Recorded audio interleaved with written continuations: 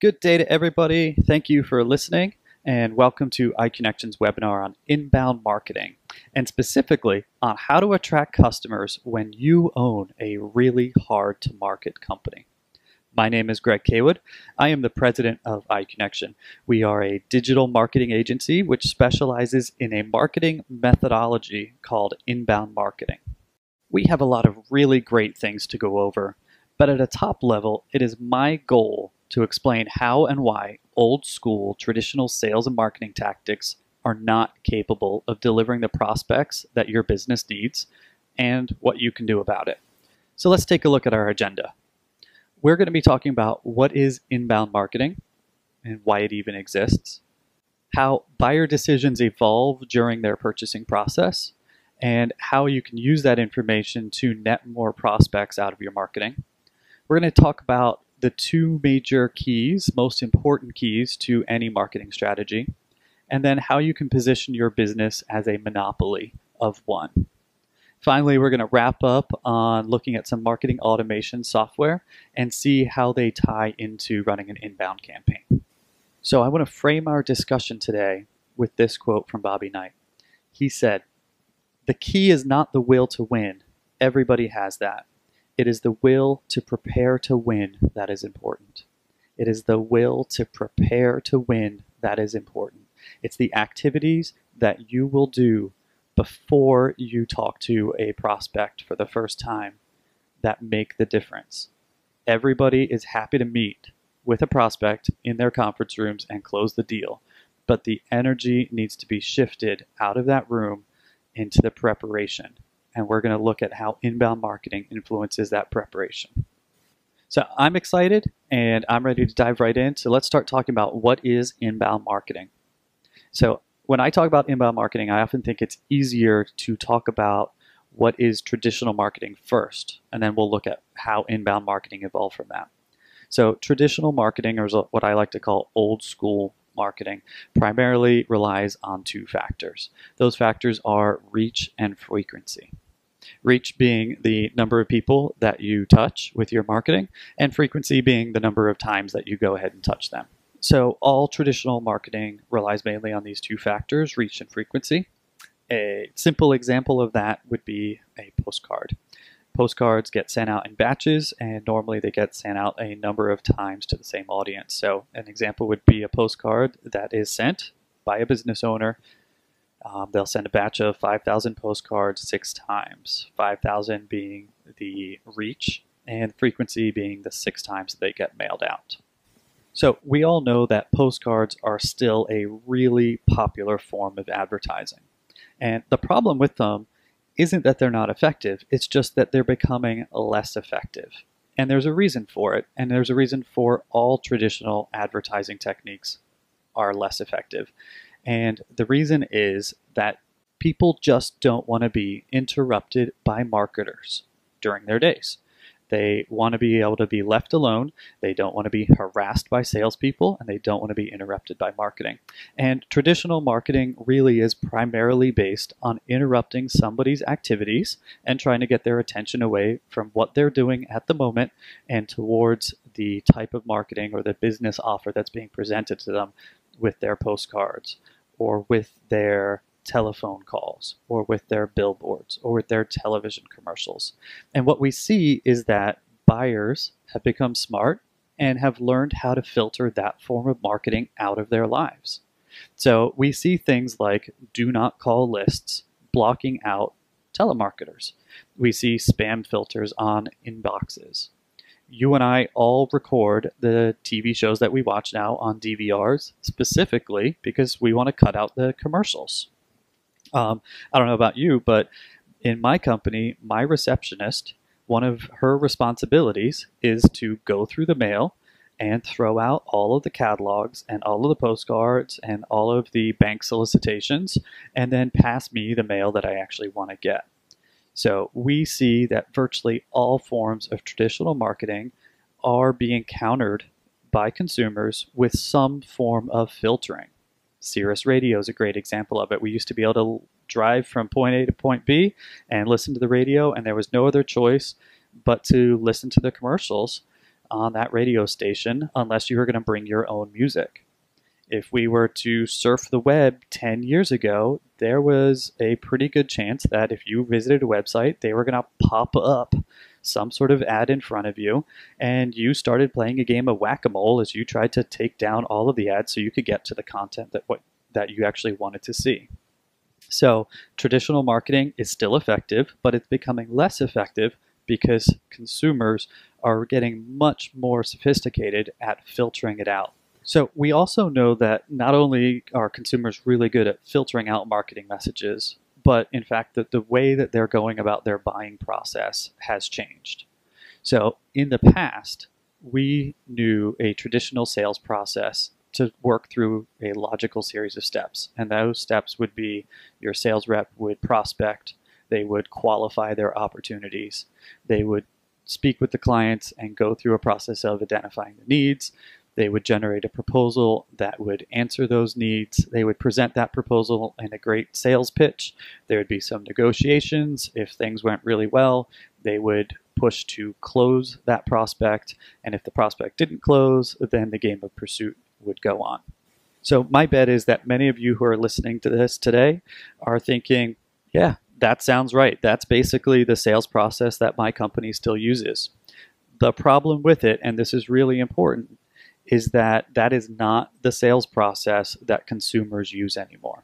So you've got a sales process that is no longer aligning with the consumer sales process. Now let me explain that. So research shows pretty clearly that consumers are doing about 57% of their entire buying process before they talk to your sales rep. Now why is that? It's because there's a lot more information available to consumers ahead of time that they can do without engaging with a sales rep. They can research your products or services online.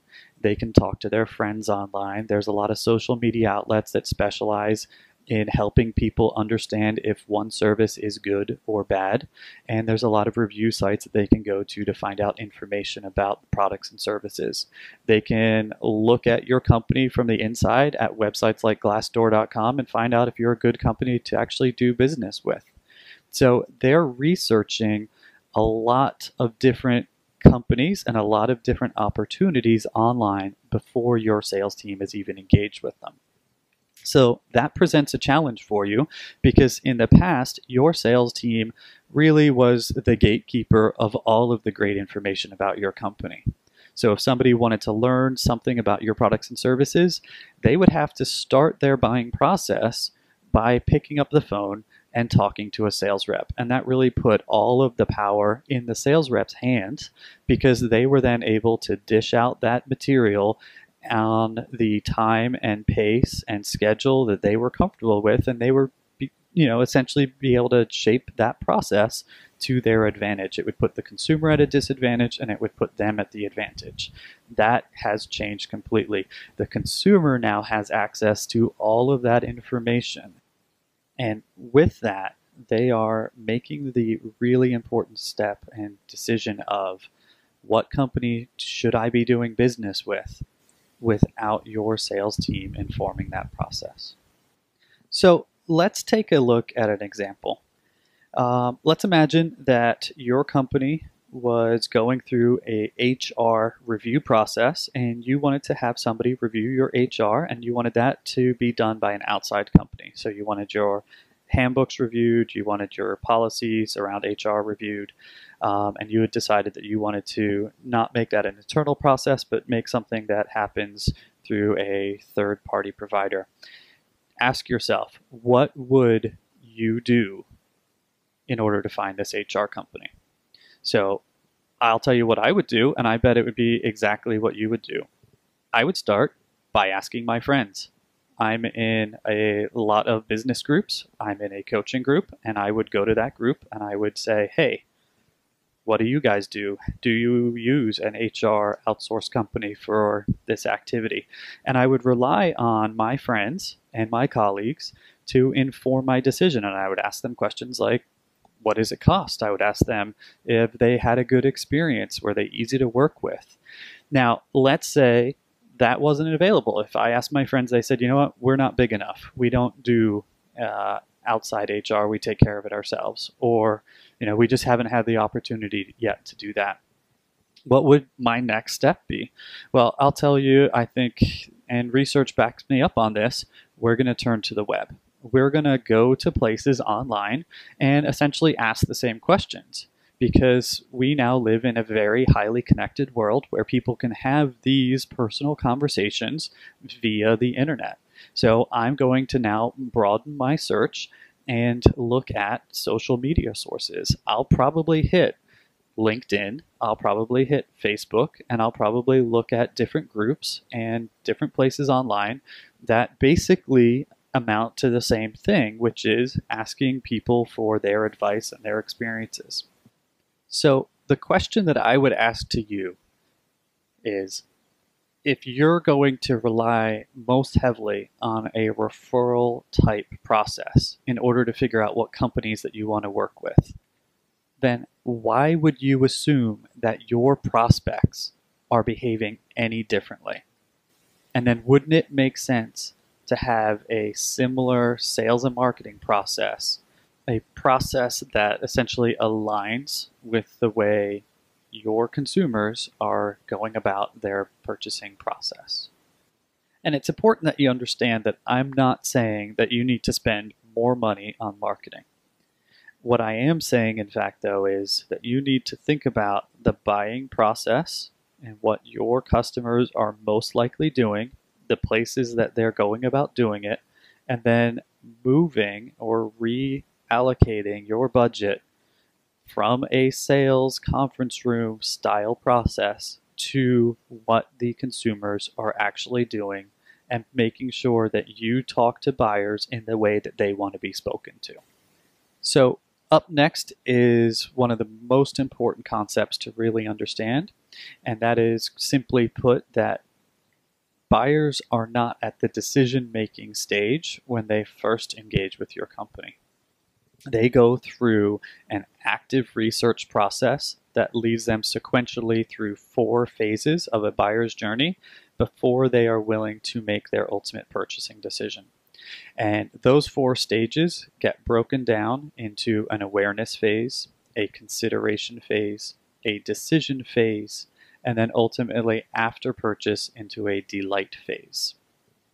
So let's walk through an example that I have recently gone through where I purchased a new vehicle for my family. So in my personal experience, my awareness stage looked something like this. I had a bunch of kids. I have a large family. I have 4 kids now, but we made this decision when we had 3 kids, and we knew we were about to onboard a new child, and the size of my vehicle was just not going to hold them. Essentially, every single trip that I had anywhere was a trip to Dante's Inferno, where there was just screaming. That was the "stop touching me, stop touching me," juice boxes going everywhere, Cheerios spilling everywhere. My wife and I knew pretty clearly it was time for us to upgrade vehicles in size and put some separation between our kids so that we could specifically add another Rugrat into the vehicle. So my awareness stage was me coming to the realization that I couldn't put another child in my vehicle, and my family was growing. I needed to buy something that would support moving around 6 people everywhere we went. So when I left the awareness stage and I started into the consideration stage, the types of questions that I was asking also changed. I'm now in a purchasing process. I'm no longer just becoming aware of my problem. I'm now moving, progressing further down my purchasing funnel. I'm now considering different options.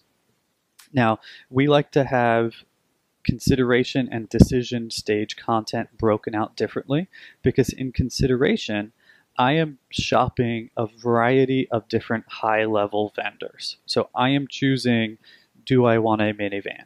Do I want a Suburban? Do I want a station wagon?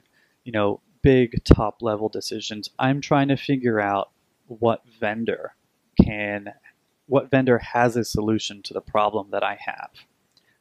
At this stage, I'm not choosing wheels. I'm not choosing sunroof or moonroof and things like that. That occurs when we hit our decision phase. Now, as we said before, a lot of times people are first engaging with your company when they're in this decision phase, content phase. And that's where your sales reps are able to take over. And you should think about having a marketing process that begins to hand people off to a sales rep in your decision phase. But we also want to answer the questions that people have in their decision phase with the content that we produce for your marketing effort. So things about, this type of wheels, things about, do I want captain seats? Do I want fold down seats? How many people can I put in this minivan? For me, we ended up buying a Honda Odyssey. Some of those really important purchasing decisions ended up being my wife said I must have sliding doors, because if I get to the school drop off, I want to be able to push a button, have the doors open, and the kids jump out. If I'm going to pick up kids from a car line, then I want to be able to stay in that driver's seat, push a button, have the door slide open, and my kids can jump in on their own. If I'm at the grocery store and I've got a baby in one arm, I want to be able to click a button on my remote and have the back of my trunk open automatically.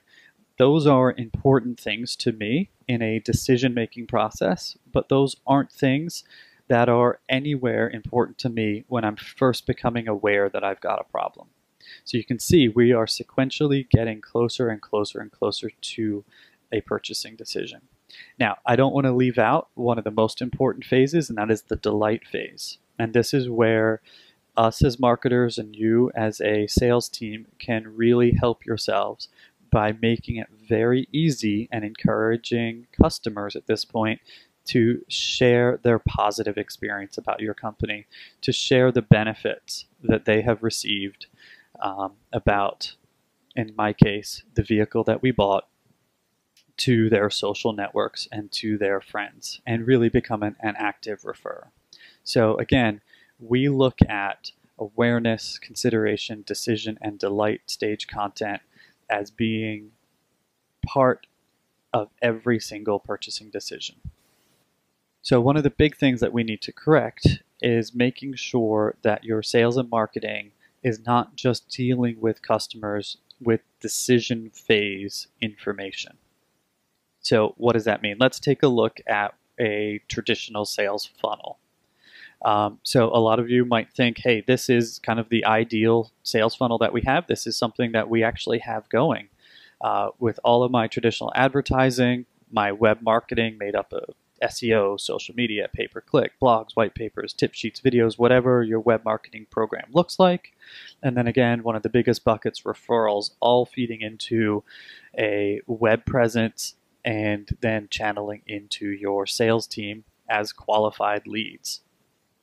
So a lot of you think you have that, but in reality, your sales funnel is upside down. You actually are better at disqualifying people from engaging with your company because you're only talking to them in a very narrow, small percentage of decision phase audience. You have a website that doesn't even talk about awareness stage or consideration stage or delight phase. You just deal with the decision phase.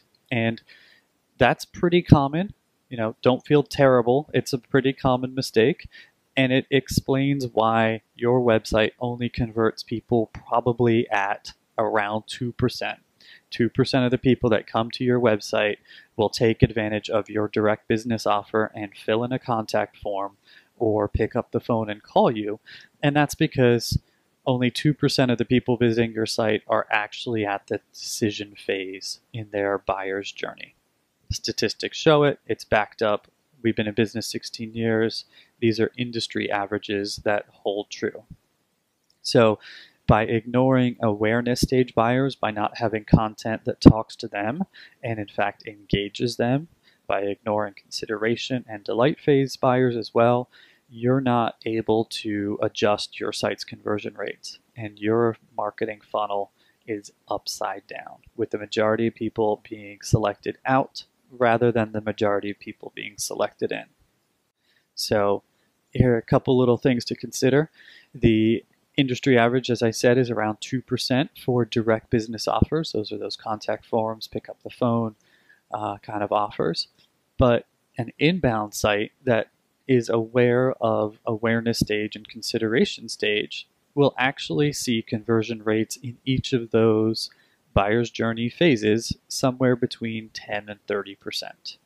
So we are going to be able to move between 10 and 30% of our visitors into awareness stage content and into consideration stage content at a rate of about 10 to 20%. That is a dramatic difference between 2% of people taking advantage of direct business offers. If you're willing to open up your funnel and turn it the right way round, you're going to be able to talk to a much larger group of people. We see email conversion rates. A lot of companies rely on email, but even more companies don't, at around 13% industry average. So if you send an email, about 13% of people open it and enjoy the content. So when you put all of these sort of factors together, we see that inbound websites produce more than 100% more conversions than inbound sites. And not just loose conversions, but actually conversions that convert into customers. So let's take a look at a tactical example about how you can restructure your website and the offers that you have in order to take advantage of the buyer's journey. So we know that at the top of the funnel, the people that are engaging with that content are the most risk adverse. They do not want to be called upon. It's too soon to be, direct selling to them. I liken that group to just walking into a department store for the very first time, and the person behind that counter runs up to you and says, "Hey, how can I help you? How about buying a sweater?" And honestly, it's just too soon. You need 10 minutes, 15 minutes to kind of acclimatize yourself to the store, figure out what you want to buy, and it's at that point that you really want the salesperson to come and help you. Not sell to you, but come help you. So in that awareness phase, we want to have content that answers awareness phase questions, as we went through before, and we want to position it in the least risky way that a person can take advantage of. So you're going to have a lot of content on your website that is free and people can just read and do with what they will. But now we want conversion. So we want to position another form of content that somebody actually has to do something with in order to engage with. So our first level and the awareness stage content, we like to only ask for somebody to give us an email address or just a name and a company name and an email address to engage with that content.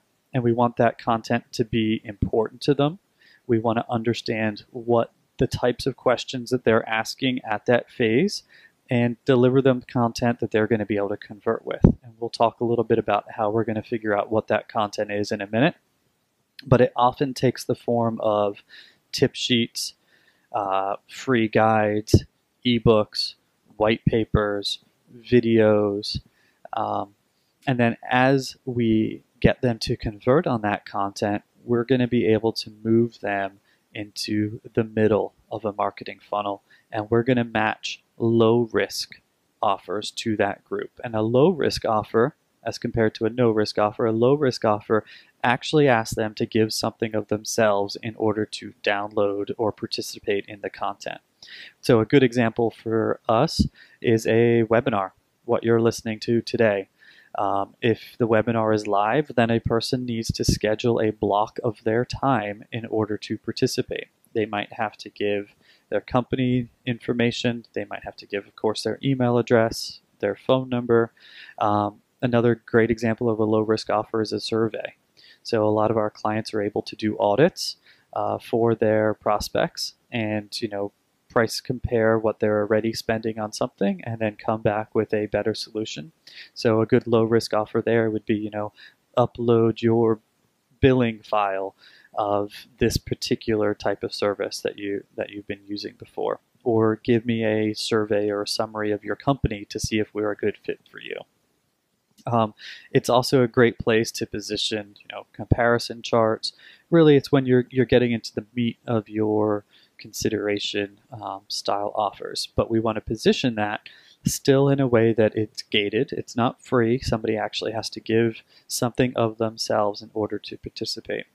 And then as we drive people further and further down that marketing funnel, now we want to start talking about direct business offers. And again, we are still in a marketing funnel. We're not in a sales funnel. When somebody leaves a marketing funnel, they'll enter a sales funnel. So at this point, we're not looking for them to opt into a purchase. We're looking for them to opt into a consultation with a sales rep. So at this point, we love like 20-minute free consultations. We look for, a roadmap planning session, tours of our facility, whatever marries and matches up to the best opportunity for your sales team to then take over. At that point, they'll leave the marketing funnel, as I said, and enter into the sales funnel. So all of the sites and all of the inbound marketing campaigns that we run, we love to have sort of 4 different types of content. We have your web presence content that appears on your website, on your blogs, in your social media, in your email, really throughout the web across your entire web presence. We then want to also position 3 direct kinds of offers: that no-risk offer, that low-risk offer, and that direct business offer, all with an increasing level of engagement. So next up, we want to talk about marketing strategy. And at iConnection, we really make marketing strategy very simple. First, we ask the question, what makes you different? What makes your company different? And why should your potential customer care about that difference? That is fundamentally what we need for a marketing strategy. So from a sales perspective, it's pretty easy to understand why being different helps you. If you don't want to be found, you want to blend in. But typically from a sales standpoint, you want to be found. You want people to see you easily. How many red tulips are on this screen? You all know. How many yellow tulips? Nobody knows. It's impossible. Red tulips, it's 1. It's simple. You need to stand out and you need to be different. So Seth Godin is an author who writes a lot of business books. A number of years ago, he wrote a book called The Purple Cow. And in that book, he explained about a journey that somebody took where they were driving through farmland. And they would see cow after cow after cow. And those cows, although beautiful and interesting, were exactly alike each other. You had seen one, there's really no difference between the next cow. And the journey took several hours, so you were seeing the same thing repetitively and repetitively. And after a while, the novelty of seeing cows completely wore off, and you began to daydream.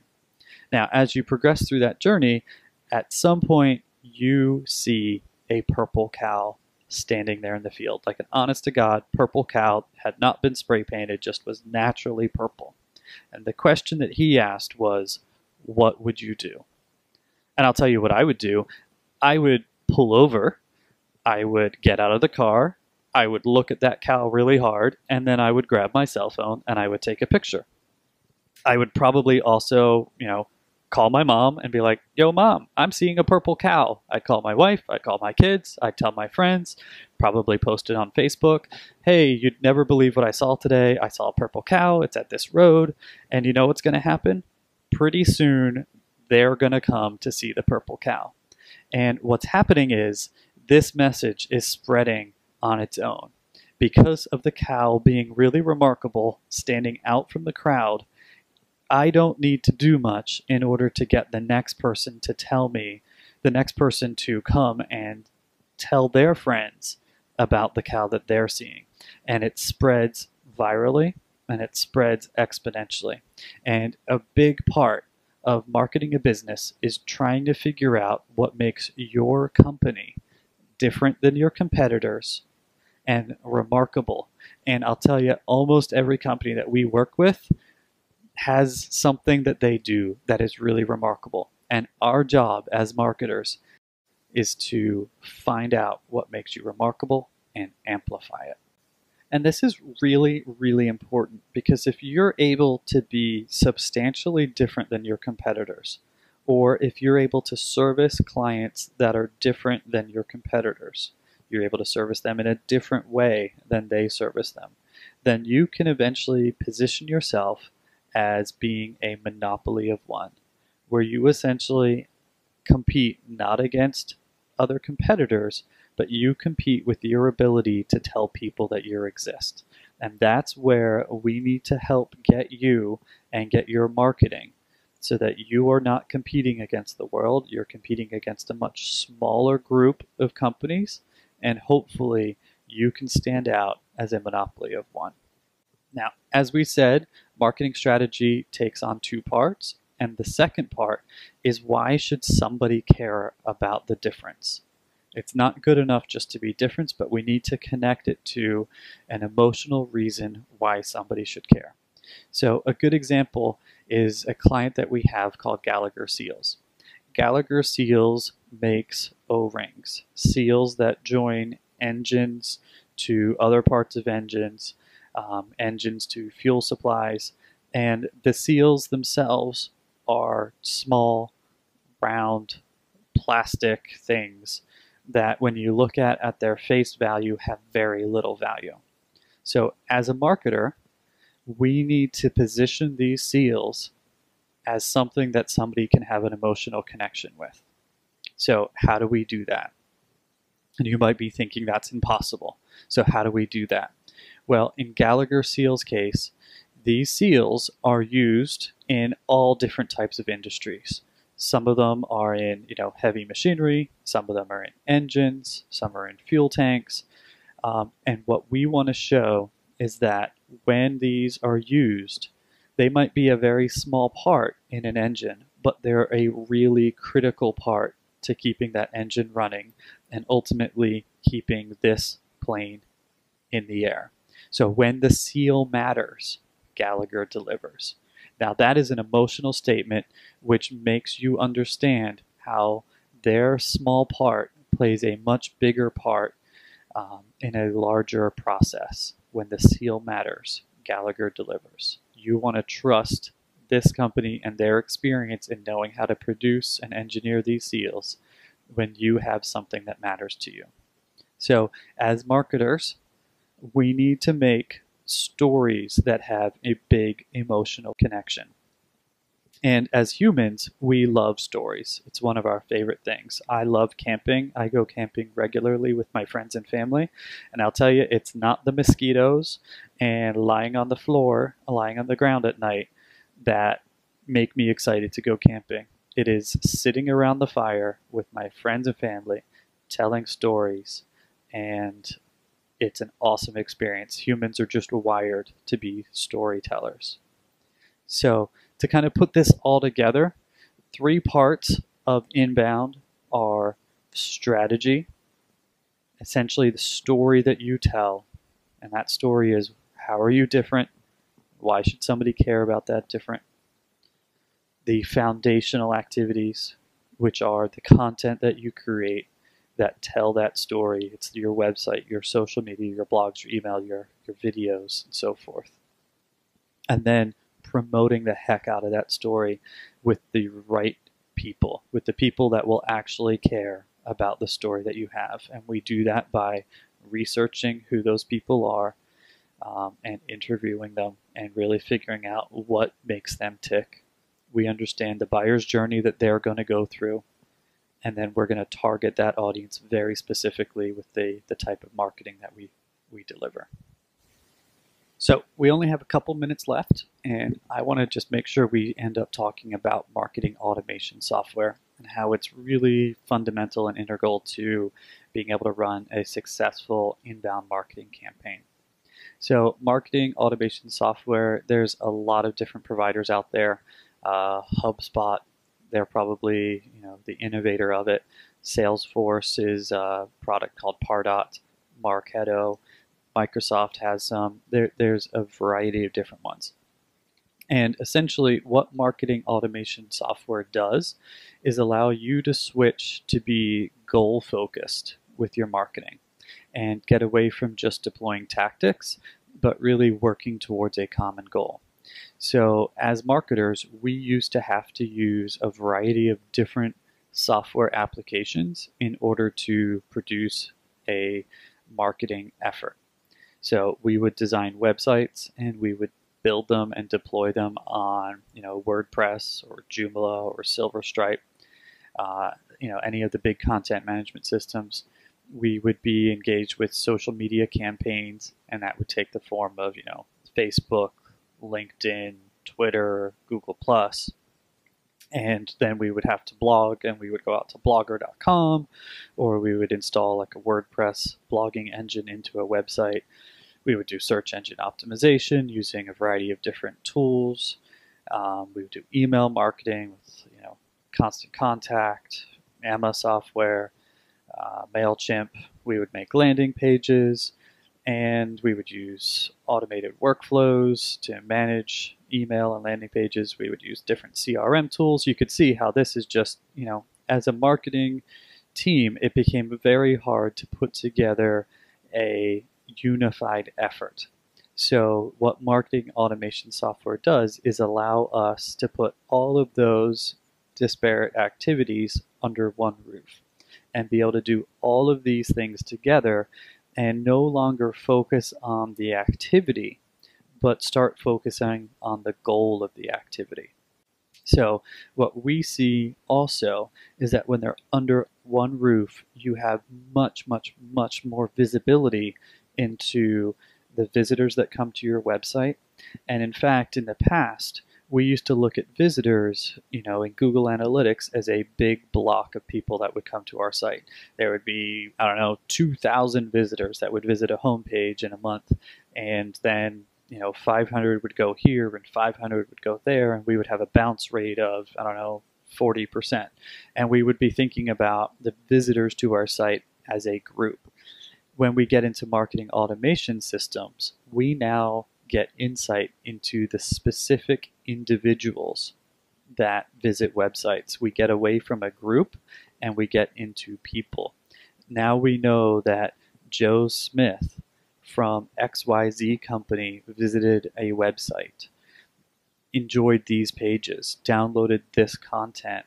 We know now that he received our email and he opened it or he didn't open it. We know that Joe Smith watched our video and did not watch our video.